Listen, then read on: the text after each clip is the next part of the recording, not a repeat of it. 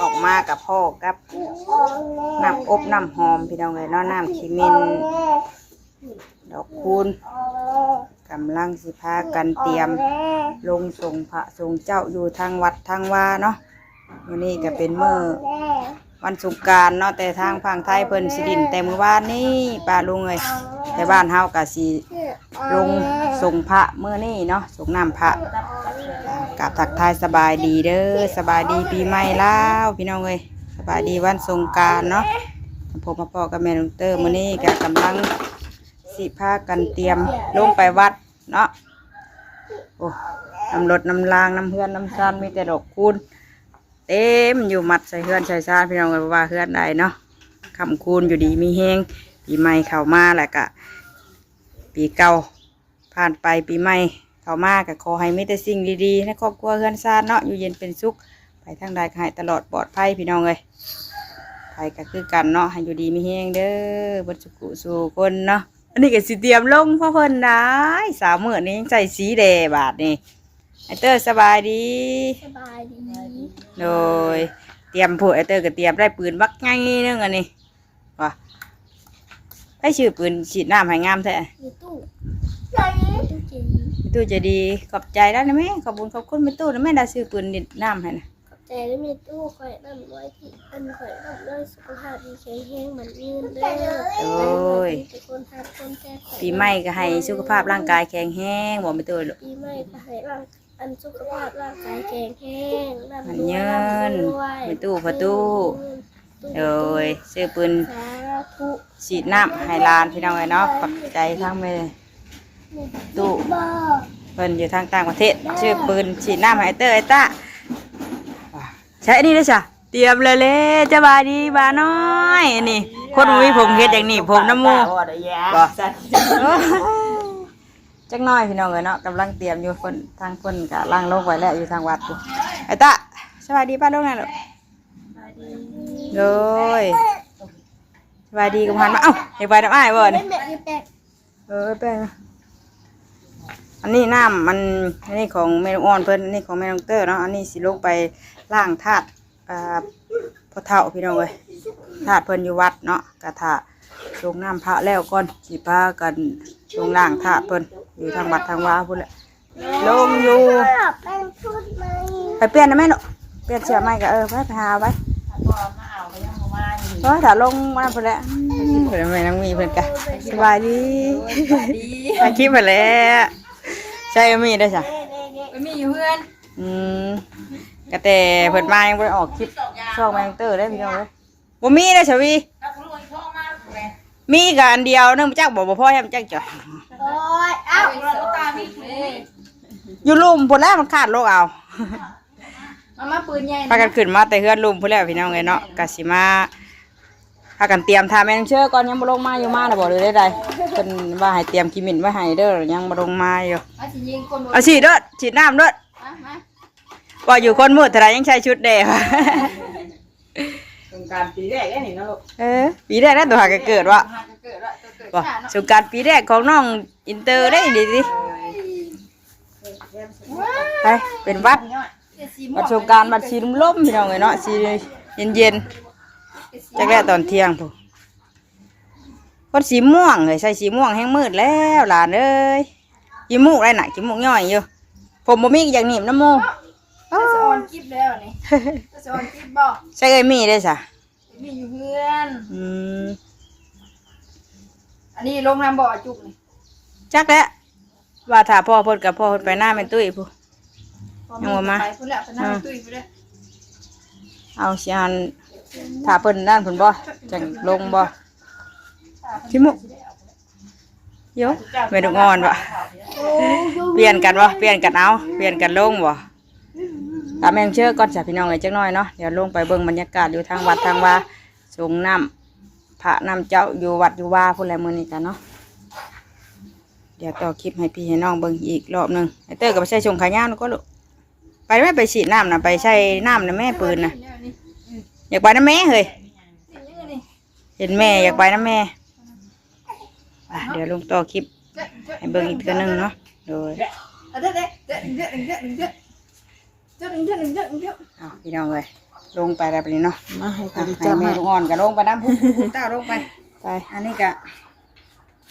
คือลงไปของแม่ลูกอ่อนเพิ่น ก็จะถ้าแม่เชื่อก็ลงไปก่อนนะ เลย ปูขึ้นมาว่าเดี๋ยวได้ เอาลงไปน้ำหลังเนาะ หลังยาก มันจังคนบ่หลาย โอ้ก็ได้เพื่อนเนี่ย ใครบ่ แอะ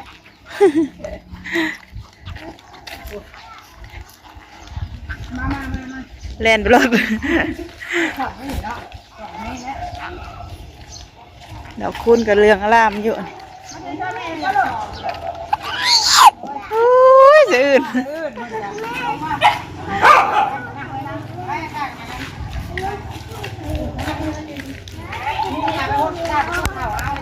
เดี๋ยวลูกอย่าติ้งหาถิ่มแบะเลยดินแก้มาน้องในดิน แม่ต้องเห็นจังนะ เจ๊ อยากไปเรียกเพื่อนลูกกันบ่ อยากไปเด็กน้อยกันว่ามาพี่ให้นั่งถือมา เดี๋ยวเก็บให้ต้องนั่นเด้อล่างเด้อดำ เอามา เดี๋ยวเอาบ่วงมันมาใส่มือนั่งนี่เอาบ่วงมันน่ะนี่ไปโอ้ยจะเลิกวัดวะไป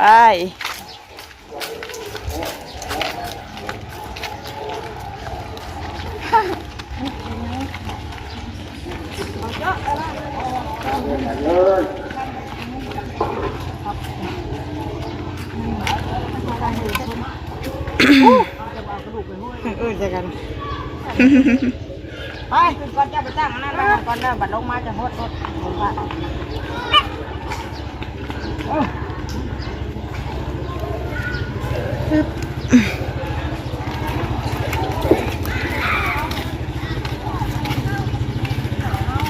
ได้ถัดประถาเฮานี่บ่ มันลงมาจากโพดท่าลงโพดท่าตอนนั้น เลย โอ้ยปัง ไปจุ๊บ ไปเลยมันคนขึ้นไปแล้วเป็นยังไงบางเลยเนาะลงมาน้ำลังคนน้ำลังไปแล้วไปเลยถ้ากันล่างถาดพ่อถาดแม่อันนี้ถาดพอเท่าชวดเท่าอันนี้เดี๋ยวเสียงมาอันโพดเพิ่นเนาะเอาไปส่งพระก่อนไปดูละขึ้นคนบางหมดแล้วเนาะขอโทษขออภัยพี่น้องเลยลงมาน้ำลังเพราะว่ามันยากกินนี่ก็เฮ็ดกินสู้ประตูกิน มันเท่าประตูมายังไม่ได้ส่งน้ำประตูใช่ไหมเนาะบางหมดแล้วคนบางหมดแล้ววางมือนะลูกนี่ไอ้คิมแท้หรือเปล่า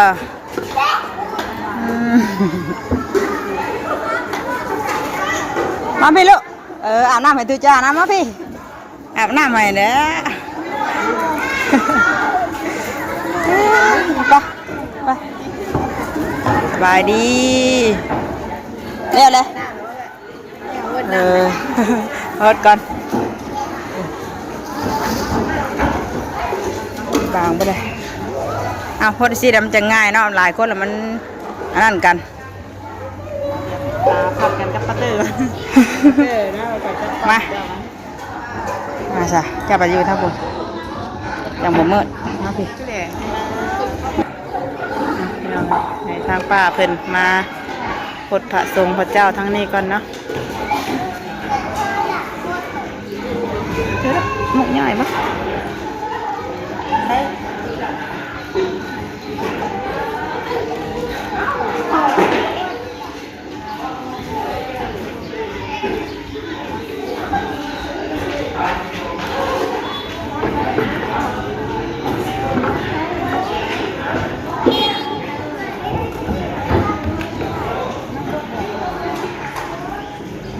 มาทันทีกัน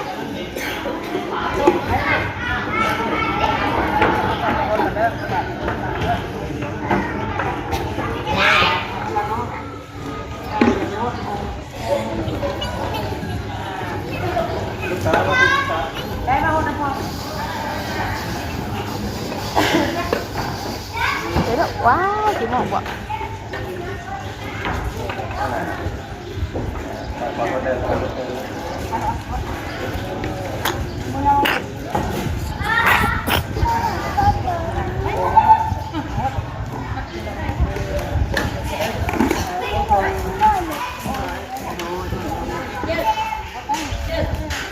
คน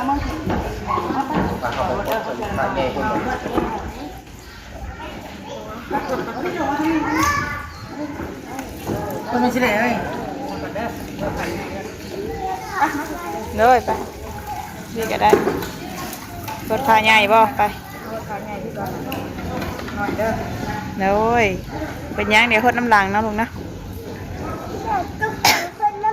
โดยเดี๋ยวจุกคนน้ำหลัง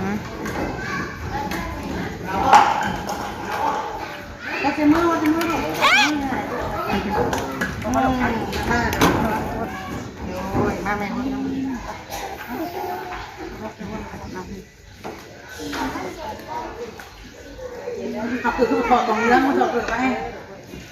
โอ้ไอ้โต้เอามาท่าหัวนิดหน่อยนะถอดเกิดคือเป็นคำสิอ่ะตักที่ไหนตบก่อนเมือง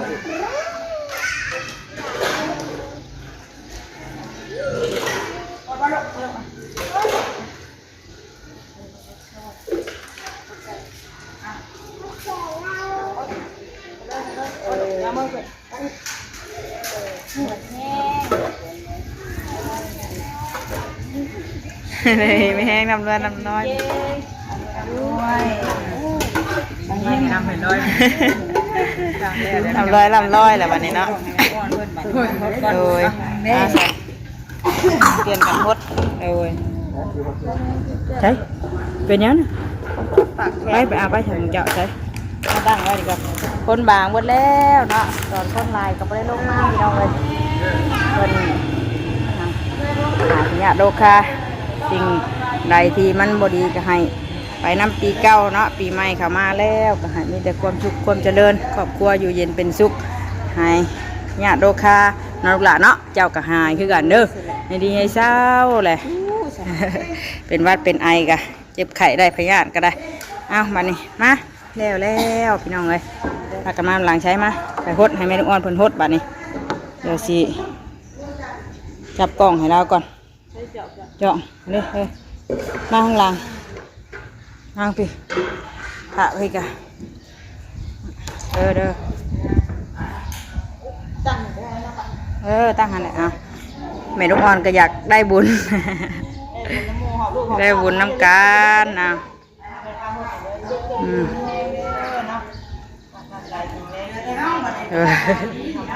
เหนือแต่เฮานี่แหละได้เป็นลูกหลานแหละเดี๋ยวลูกไปหดล่างธาตุพอเท่าก้อนบัดนี้เนาะแล้วแหละหดทรงพาเรียบร้อยแล้วกันให้หายพญาโดคาให้เจ้าเจ็บเจ้าไข่อันนั้นเชื่อย่ามือขึ้นลูก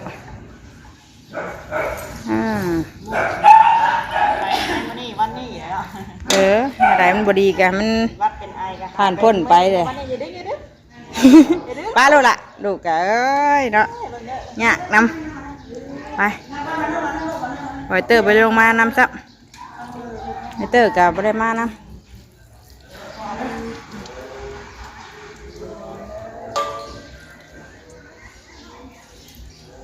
พดเบิดโอ่งหันแล้วระวังลูกจองผ้าใช่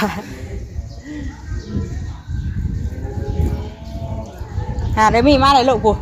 ไปทางไหนเด้บาทนี่ไปกระเป๋าหนึ่ง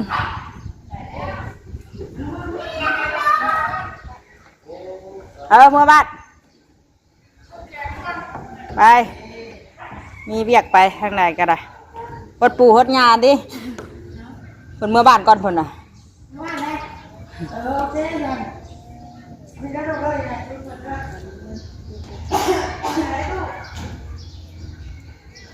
มีแล้วเมื่อบ้านงาแล้ว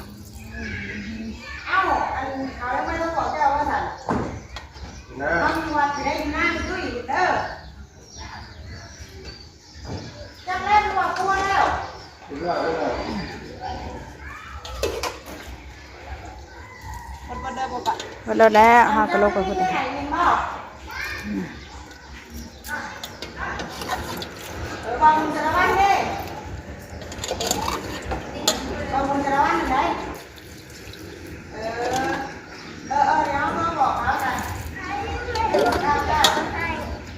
ี่ยยกพี่ลูกเอาไปแล้ววันนี้เอายีดีมแห้งเด้อ โอ้ยสุขภาพร่างกายแข็งแรงมีแต่ความสุขความเจริญงานให้มีให้กว้างให้กว้างไปเอ้าไปจ้ะเปลี่ยนกัน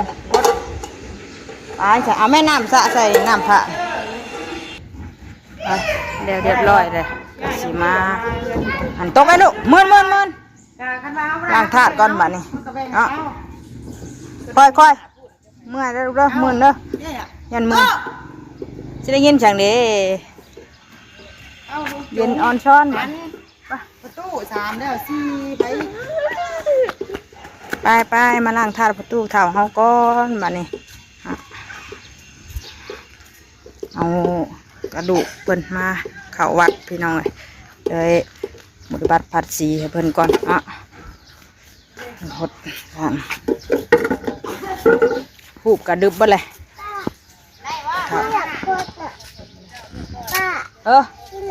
อย่าหดกระหดเลยลูกล่างล่างเลยล่างหดถาดปะเถาแกเด้อหดถาดหดถาดเลยหดน้ำขี้เหม็นไปโอเคนะเขามาเลยเด้อเพื่อนไงไปพุ่นบ่ไปพุ่นบ่ไปเนี่ยเพื่อนได้ชินนี่ลูกเพื่อนได้ชินนี่เจ้าฮอดบ่ลูกฮอดได้ไหมลูกเอาฮอดเอาฮอดเลยลูกเอาพัดล่างก็มาลูกหลานล่างให้ไปบอกเบอร์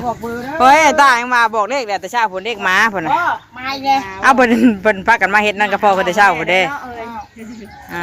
เด้อลูกหลานมาฮดน้ำฮดในถ้าสร้างล่างช่วยให้แหละเนาะ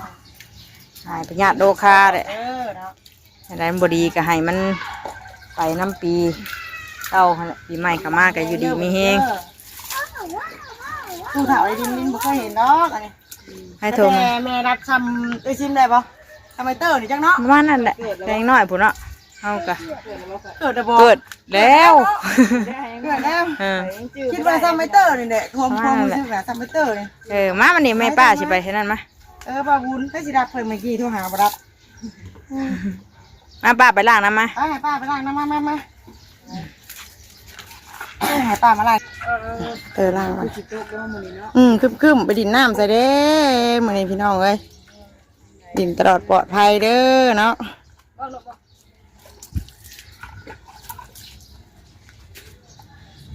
ตู้ไปหันเสียชิ้นตอนใหญ่เนาะ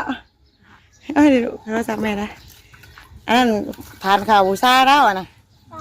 นั่นแหละเวลาเราลงสิบบาทเราเอาข้าวบูชาเนี่ยนะลุงจ้อยเอ้ยไปไหมเมื่อลุงจ้อยไปหายจุกล่างน้ำเนี่ยแต่ก็เอาเขาล่างไว้นี่เนี่ยมีขี้เค็บไม่งอนได้ออกมาเลยซื้อกระถึกได้ปีตะกี้นั้นพากันถึกได้ห้องตายไปเอ้ามีขี้เค็บออกมาเลยมีขี้เค็บแลนออกมาแบบเขาหดน้ำแต่เค็บเป็นขี้เค็บเพิ่นตื่นยังสินะเอาเล่งเค็บดีบ่เอาออกได้พากันซื้อได้เค็บออกเค็บดีอ้าวมาให้ไม่นอนเลยเพิ่นมื้อนั้นกับหมู่มานห้องหมู่มานดิหมู่มานเจอไว้เอาลูกหลานมาหดเด้อจ้ะบอกเราเนี่ยมือเงินจะเอาหดนั่นนะยังไม่ได้ขึ้นหดทางเงินเพิ่นกันให้พ่อจันทร์เพิ่นไปหดไม่ตู้เถ่าทั่วหวายหดผลได้สิโตลงมาเล่าคือปีกายนี่เราไอ้ยินหายโอ้